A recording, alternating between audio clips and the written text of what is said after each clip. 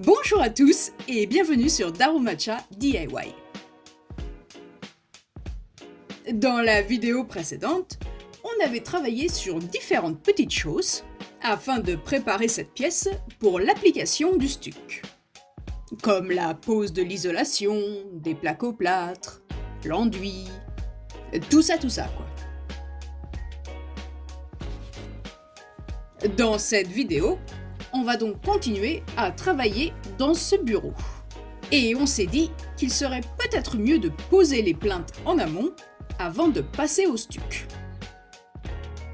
Car lorsque l'on avait rénové une chambre au rez-de-chaussée, on avait d'abord appliqué le stuc et ensuite posé les plaintes. Et du coup, un léger espace s'était créé entre le mur et le haut de la plainte. Ce qui fait qu'on a dû réappliquer du stuc pour reboucher cet espace. Donc ce coup-ci, on a décidé de faire l'inverse.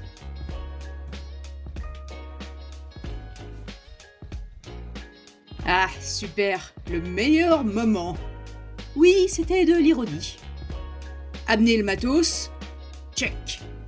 Alors, comment est-ce qu'on fabrique du stuc? Mettre la poudre dans le bac et y ajouter de l'eau? Non, je déconne. Depuis le temps, j'ai pris le coup de main.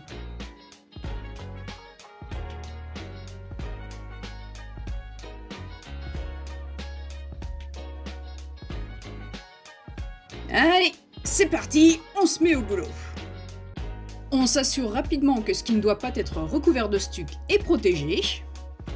Ah, on dirait qu'il y a une petite baisse de motivation ici. Bon, dans tous les cas, ça ne va pas se faire tout seul à mon avis. À moins que j'ai des super pouvoirs. Je devrais peut-être mettre ça dans ma liste des choses à vérifier. Alors, le stuc. Pourquoi le stuc déjà? Parce qu'on ne voulait pas mettre du papier peint. Et c'est aussi moins cher que la peinture. Et même si notre magasin de bricolage est assez énorme, il ne propose pas beaucoup d'options pour la peinture, tant les couleurs que les effets de style, et monsieur était un petit peu sceptique quant à la qualité du produit. Du coup, le stuc est devenu une bonne alternative. Et puis le truc qui est bien aussi, c'est qu'on n'a pas besoin de poncer l'enduit avant de l'appliquer. Comme pour la peinture par exemple. Il est également possible de colorer le stuc, en utilisant des poudres de couleur adaptées. On a trouvé certaines personnes qui le faisaient et ça a l'air super sympa. Mais en ce qui nous concerne, on a voulu rester sur du blanc. Cela correspond plus à l'atmosphère que l'on voulait créer. Et puis par la suite, on pourra faire de la décoration.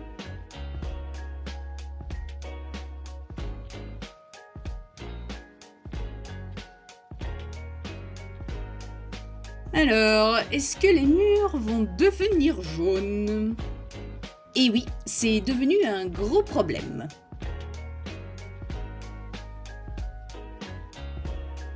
On n'a pas spécialement parlé du couloir. Mais pendant que l'on rénovait le bureau juste à côté, eh bien, on travaillait également dans ce couloir. On y a rebouché des trous. Trous que l'on a fait afin de pouvoir y passer certains câbles électriques. Et puis l'on a appliqué de l'enduit dans des endroits pas très pratiques. Comme par exemple entre ce mur et cette porte. Heureusement, il existe des solutions. Oui, la pâtisserie, ça a du bon.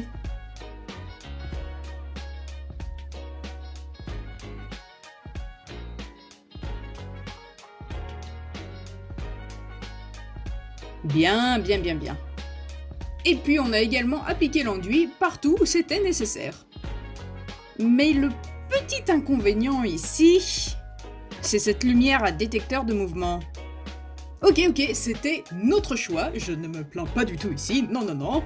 Mais bon, ça s'éteint toutes les 2 minutes, et c'est censé s'allumer quand ça détecte un mouvement. Je suis pas en train d'être en mouvement là. Eh oh, tu me remarques pas? Pourquoi ce truc s'allume quand une putain de mouche passe, mais pas pour moi? Ah, c'est pas vrai! Ah, allez! Oh! Eh! Eh oh! Youhou! Putain! Non, je ne regrette pas mon choix. Et on a également appliqué un fixateur sur le mur ici, afin d'empêcher que le mur ne devienne jaune à cause du stuc.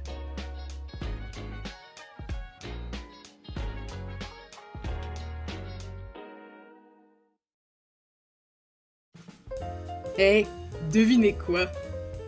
C'est devenu tout jaune! Enfin, seulement sur les panneaux en bois, pas sur le placo-plâtre. À chaque fois, on applique un nouveau fixateur. Donc, soit on est vraiment nul, ou alors ce fixateur est totalement pourri. Je vais opter pour le fixateur qui est pourri. Oui, je pense que c'est plutôt ça. Du coup, on a appliqué une seconde couche partout où c'était nécessaire. Ok, bon, ça m'a pas l'air trop mal. Ouais, c'est pas mal, c'est pas mal. Bon, peut-être à l'exception de ceci. Ouais. Bon, je pense qu'on va nettoyer un petit peu tout ça. Hein.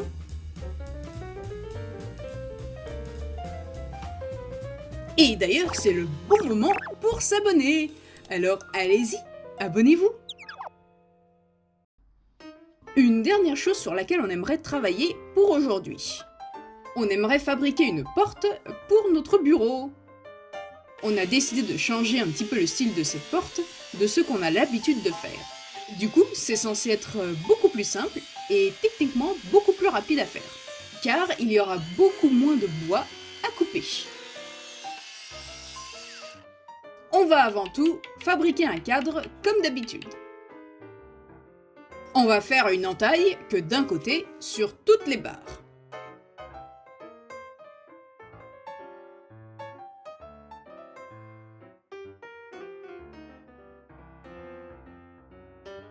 Les quelques barres qui doivent venir se fixer au centre de la porte vont quant à elles avoir une entaille de chaque côté.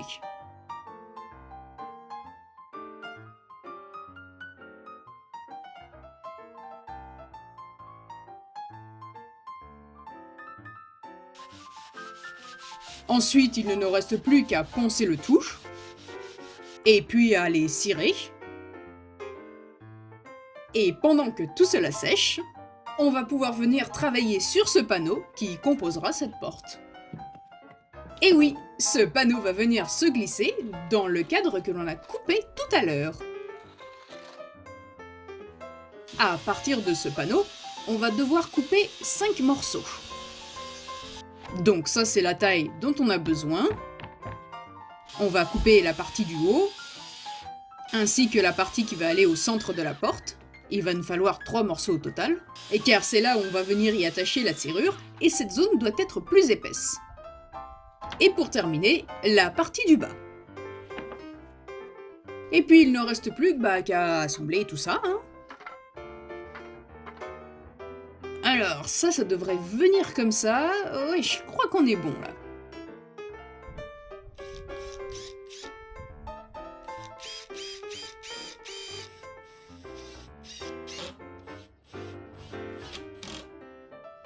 On a vissé les barres que d'un côté uniquement et on a laissé l'autre côté ouvert. Comme ça, on va pouvoir venir y glisser les panneaux. On ajoute une pointe de silicone, colle, enfin c'est un mélange quoi.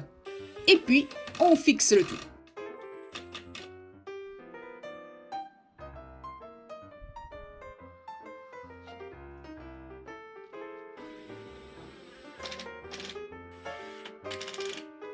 Donc, comme je l'avais mentionné tout à l'heure, le centre de cette porte doit être un petit peu plus épais, afin de pouvoir y installer la serrure.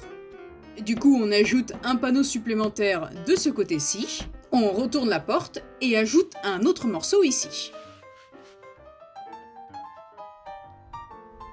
On rebouche également les trous que l'on a fait en vissant les barres. Et on ajoute la cire pour les colorer. Voilà qui est bien. Maintenant, on va s'occuper des charnières.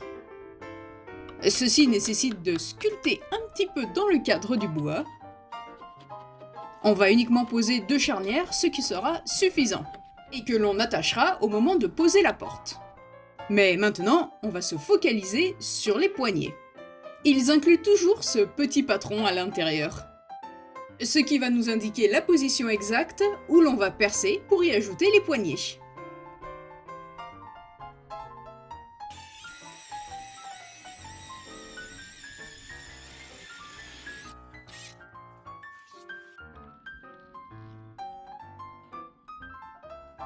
Voilà, maintenant tous les trous sont faits.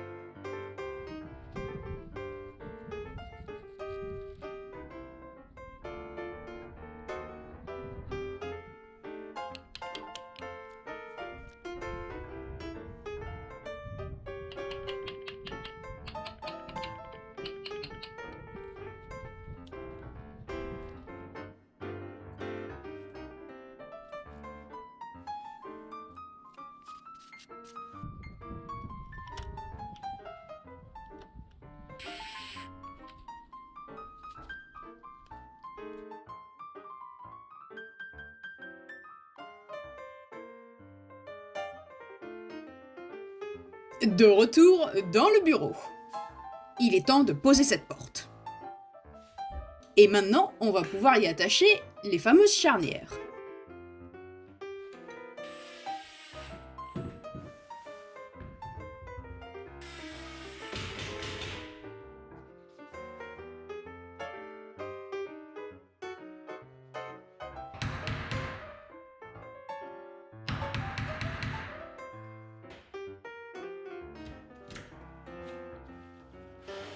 Oui, c'est une technique pratique.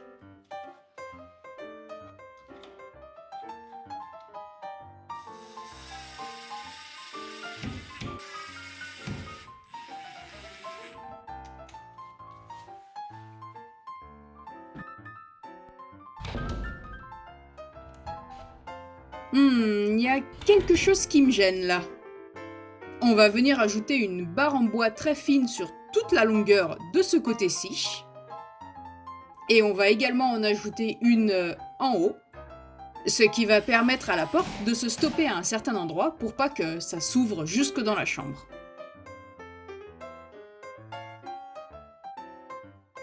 Voilà qui est mieux. Et bien sûr, une fois de plus, on rebouche tous les trous.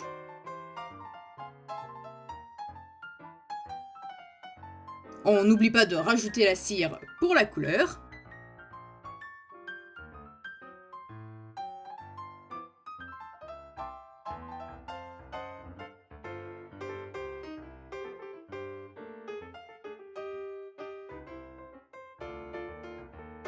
Bon bah voilà, tout est bien qui finit bien. Sur la gauche, la porte que l'on vient tout juste de fabriquer et qui nous a pris 2 jours.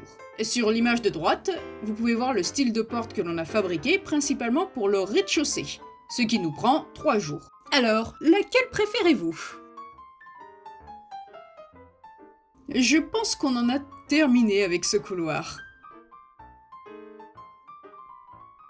Et le bureau ne rend pas trop mal pour l'instant.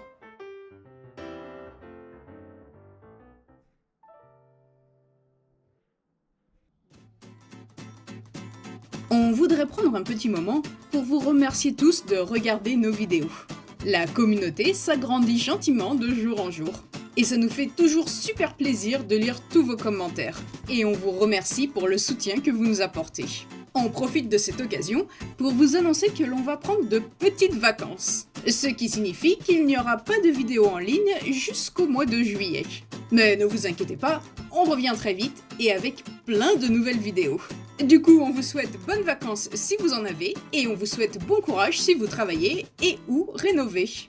Dans un prochain épisode, des petits trésors découverts, certains plutôt intéressants.